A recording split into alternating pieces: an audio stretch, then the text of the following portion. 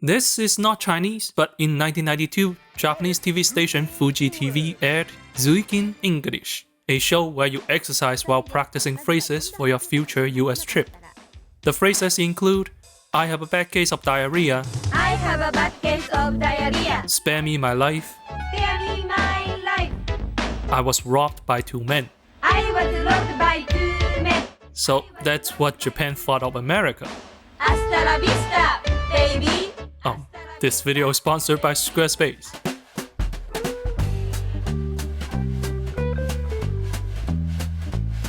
We talk a lot about Hollywood's depiction of China, but today we are flipping the script. This is Detective Chinatown 2 and its depiction of the American stereotype. Surprisingly, this is not how it always was. With 170 years of immigration history, the portrait of America in Chinese cinema is rather complicated. It's at once a world of loss and longing, a land of freedom and heartbreak, and a giant theme park full of beefcakes. It's a lot to cover, so let's get right into it. These are depictions of America in Chinese language films.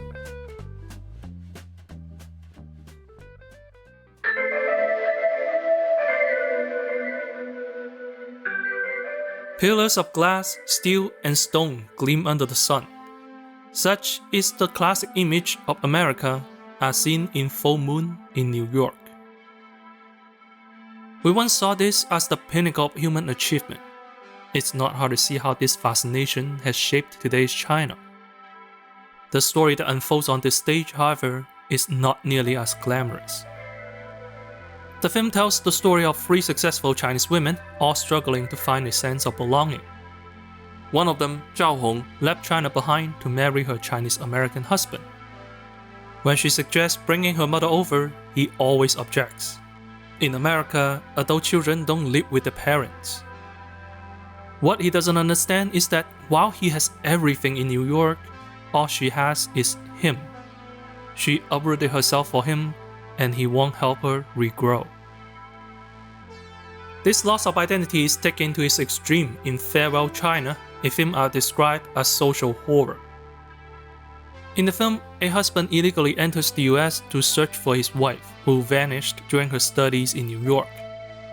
The search pulls him into the city's seedy underbelly, a world of brothels, gambling dens, and restaurants of undocumented workers, a rejected remnant of Chinese immigrant identity. When he finally finds his wife, she has been taken over by a split personality, one that speaks only English and calls him a chick. She stabs him in the heart, and he collapses at the foot of a Statue of Liberty replica. It's an inelegant metaphor, but the message is clear. The only way for an immigrant to fit in may be to sacrifice who you are. These films may appear to have low opinions of the US, but there is some nuance to that. To understand, we need to go back to the 19th century, when Cantonese people fled the chaos of war and famine and arrived in California as miners and railroad workers. It was the first wave of Chinese Americans. In search of greener pasture, they signed their life away, indebted to the employers, paying it off through indentured labor. When the Chinese Exclusion Act of 1882 came into effect, these immigrants found themselves trapped, unable to afford a trip home, unable to bring family over, unable to build a new family due to segregation. In building the foundation of the American West, they were rewarded with a gilded cage. When Hong Kong cinema arose in the 80s, its immigration stories drew on this cultural memory, layered with the identity crisis brought on by the looming 1997 handover. For the characters in these films, the tragedy isn't that they can't go home, it's that they are trapped between worlds, with no home to go back to. These films mourn not the hardship of immigrant life, but the death of the Chinese identity. The protagonist in the Gua Sha treatment lives his life as a model minority. But when the grandfather's traditional healing technique is mistaken for child abuse, the protagonist is taken to court and his child is taken away. The American dream, even when achieved, can still shatter the moment you act too Chinese. That said, the film does have a happy ending in which all misunderstandings are resolved. As we'll see in a bit, this open-mindedness is also one of the most frequently depicted American virtues in Chinese movies. Of all the immigration stories, however, my favorite are the ones from Ang Lee, who, of course, was an immigrant himself. Familiar with both Eastern and Western mindsets, his debut feature, Pushing Hands, doesn't approach the US antagonistically, but explores the cultural clash with great insight. The film follows Chu, a retired Tai Chi master who moves to suburban New York to live with his son. His presence becomes a source of tension for his American daughter-in-law, Martha. To Chu, living with family is simply how life works. But to Martha, his very presence intrudes on her personal space. When she's working, he's out in the living room. When she's eating lunch, he's across from the counter. He's always there, and she can't get used to it. The added stress eventually causes Martha to fall sick, and the marriage also goes sideways with it. Realizing he has become a burden, Chu moves out and takes a job washing dishes in a restaurant. He's certainly overqualified as a dishwasher, but such is the reality for Asian immigrants, who are often funneled into the niches deemed palatable by the majority population. Martha is not racist, but her comfort requires Chu to exist only in spaces she approves of.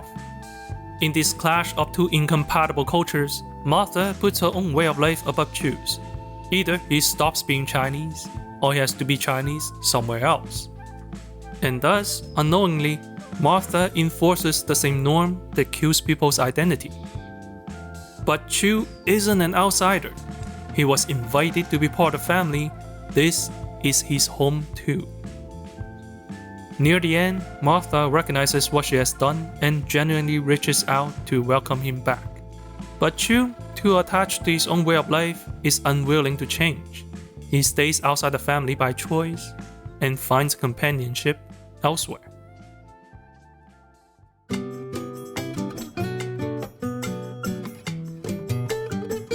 Suppose you like to help make immigrant life easier. Well, why not make a website with Squarespace? You can do a Fuji TV, use the website to teach important English phrases like Nimi Nightmare is my favorite VTuber, Northern Lion can say taco, or start a free trial squarespace.com/accentcinema. It really is that easy. With a website, you are not limited by the formats of social media. Photos, videos, and blog posts can all be shared and edited according to your needs. Pick a template and start experimenting. Everything is done in your browser, supported by extensive tutorials. A dedicated website also makes your message sound more professional. Yakuza and God of War are both cheesy melodramas. See, it's basically irrefutable. Start a free trial at squarespace.com/accentcinema. Use the code accentcinema for 10% off your first purchase. Don't be shy, let the whole world know you have a bad case of diarrhea with conviction. Visit squarespace.com/accentcinema and start your website today.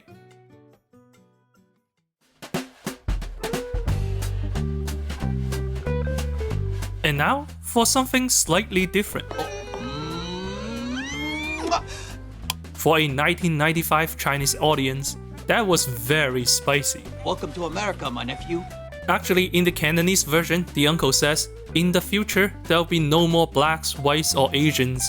We are all humans, and that's all. Turns out, on the flip side of trauma, there are also people who thrive in the US. Rumble in the Bronx has my favorite depiction of Chinese immigrants. Here, they operate a humble supermarket, form families with who they love, and argue about family things. It all feels very daily and human. This wedding combines African American music with a Chinese banquet setting. Now that we're together. That's what happens when cultures embrace. You get good music and good food. The only challenge these characters face is local gangs, but it was New York in the 90s. Crime was everybody's problem. Side notes here, gun violence appears constantly in Chinese depictions of the US. In Comrades Almost a Love Story, a Hong Kong mob boss immigrated to the US and is killed in a mugging. In Be There or Be Square, a day gets held up by armed robbery. Let's go. Yeah, the opening bit was not just a bit. I don't think Americans understand how shocking gun violence is to the rest of the world. No good. Ah! Speaking of Be There or Be Square, this is another film where a character thrives in the US. Protagonist Liu is a freelancer living in a van, surviving on odd jobs. In China, he will be considered an unsavory hooligan, a grown man with no stable job and no family plan. But in the US, he's an urban cowboy, a friend to the boys from the hood, a fun neighbor to the van-life rednecks, and a supporter of sex workers. 脱衣舞怎么了？都得会劈叉、折倒立，一条腿轻轻松松一抬就一人多高，你行吗？ Do you know how hard it is to find a Chinese person this woke, let alone in the 90s? It's the sort of open-mindedness that Chinese people associate with the US, in contrast to the socially rigid China. Liu's character reflects a demographic shift among Chinese immigrants. With the economic growth and westernization of China, recent Chinese immigrants tend to fit in a lot easier. To this generation, the US wasn't a gilded cage. It was just a potential new home. Liu has the option to leave the US for China. Instead of belonging nowhere, he belongs everywhere. As someone who speaks with a Chinese accent but dreams in English, I can relate. But the pendulum can swing even further. What if you integrated so far, you shove your Chinese identity in the closet? It's here we come to the wedding banquet, Ang Lee's second feature, and my personal favorite.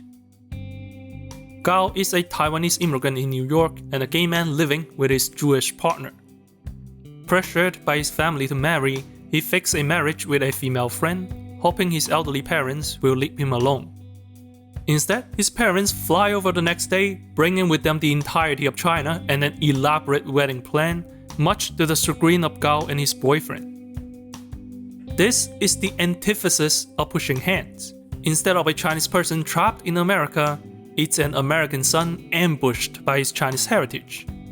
Gao has fully embraced the American way of life, boldly expressing himself, including his sexuality. He's living the open-minded dream that Chinese people admired from a distance. In Chinese familial dynamics, nothing about your life is entirely your own. Your actions are tied to your family's expectations and theirs to yours. Gao forgoes the cultural practice for personal freedom, which makes him a best son. Those of us living between worlds are always reconciling with one side or the other. Through two films, Ang Lee has shown us that the struggle isn't the fault of China or America, but the gap between the two lives. The film ends with the father quietly accepting Gao's partner as family. By taking a step back, the Chinese father learns to accept his American son and son-in-law. It's as the uncle said, we are all humans. There must be common ground, even between irreconcilable cultural differences. I can teach you some Chinese. What do you want to learn? Bastard, don't run! How do you say that? 爸爸，打我！ Baba Dawa! 什么要求？ Oh yeah, it's China's turn to be racist. This jacked up meathead is, unfortunately, the American stereotype, which I suppose is not all that surprising. The impression most likely came from Hollywood action movies, which were big in China, though part of me wonders if American pro wrestling has something to do with it. The movie, by the way, is Detective Chinatown 2, a 2018 comedy thriller where the world's best detectives compete to solve a murder case. Each detective represents a genre archetype, from classic Sherlock Holmes to high-tech cyberpunk. The American representative is the hard-boiled action hero. The shadow cast by Arnold Schwarzenegger is truly immense. Anyway, the competition leads to a New York chase scene in which the characters climb over yellow taxis, run past food carts, and strip Spider-Man naked. Oh, and there's the biker bar too, but you already saw that. It ends with an off-screen gay orgy, by the way. Everything feels different, right? Well, by the 2010s, Chinese interest in America was no longer limited to immigration. With the rise of a middle class, the US also became a tourist destination. Indeed, these characters aren't immigrants, they are tourists, as are the audience. That's why the film crams in every uniquely American thing it can find. It even has a Trump joke. I don't think Americans understand how shocking Trump is to the rest of the world. Viewed from a safe distance, the film presents America in its hyper-romanticized form in a surprisingly affectionate way. Despite geopolitical tension, Chinese people remain quite fond of American cities. All these years, that dazzling skyline still fascinates us. Many people would go to Los Angeles and New York for a holiday. Why'd you come to Seattle? 2013's Finding Mr. Right presents an early example of a romantic, touristy US. This is a story about a Beijing socialite who falls in love with a Chinese taxi driver in Seattle. There is minimal depiction of immigrant life. Seattle is just an exotic backdrop, a homage to the rom-com Sleepless in Seattle. In other words, the US functions merely as a destination for a romantic encounter, kinda like how American films use Ireland. Then came Hollywood Adventures, a 2015 film in which the characters are purely tourists and the camera marvels at every corner, as if Hollywood is one big amusement park where the cops beat the homeless. Look, this movie has an American director, we take no responsibility. I will tell you more about the film, but this movie sucks ass and I don't want to rewatch it, so holy shit, let's move on. These films all treat America as one big party where everybody goes home at the end. There is no inherent stake about being in America, it's all about the fun of the journey. This makes Detective Chinatown 1900 an interesting case study. In this fourth installment of the series, the film visits San Francisco at the height of anti-Chinese sentiment. A Chinese detective is hired by Chinatown merchants to solve the murder of a white woman in which the suspect is a Chinese man.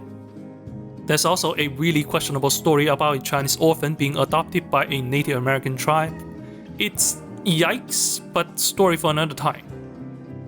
Here's the thing, despite the surprising historical accuracy, nothing in the film feels convincing. The American prosperity is highly glamorized and the racists are cartoonishly evil. It's history observed from a safe distance, not from a lived experience. As such, when a character questions why Chinese workers were erased from the iconic railroad photograph, the accusation is true, but the emotion rings hollow. It's a film made for a Chinese audience in China, using Chinese American history as an attraction. It's why I don't like this film much. Instead of people lamenting the suffering of the past, it feels like a film warning people not to immigrate. Which, I mean, you already did that in the second film.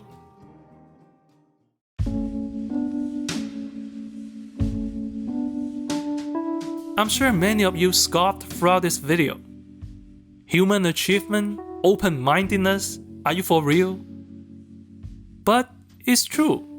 Through that window we call the silver screen, Chinese people grew up seeing countless heroic tales, romantic stories, futuristic visions, all made in the US of A. The best of America taught us how to be brave, how to love, how to cry, how to be a good person. It's why people dream of moving there. It's why, despite everything, people still want to call it home. It's no secret that the two countries are not on good terms, and in this political climate, both sides have reduced the amount of films depicting each other. It felt like an emerging friendship on screen, and it's just gone like that. Infuriating. But we have had worse times in the past, and our story continued anyway. That's why I have hope that our curiosity will triumph over our desire to hate. One day, when the politics settle, I think we'll find our way back to the screen and make racist jokes on each other like brothers from different mothers.